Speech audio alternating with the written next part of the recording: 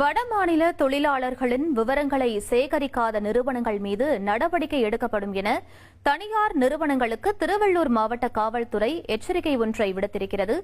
இப்ப வட இந்திய தொழிலாளர்கள், கூலி தொழிலாளர்கள் பல பேர் தமிழ்நாட்டு, புதுச்சேரி, கேரளா எல்லா இடத்துலையும் நிறைஞ்சிட்டாங்க.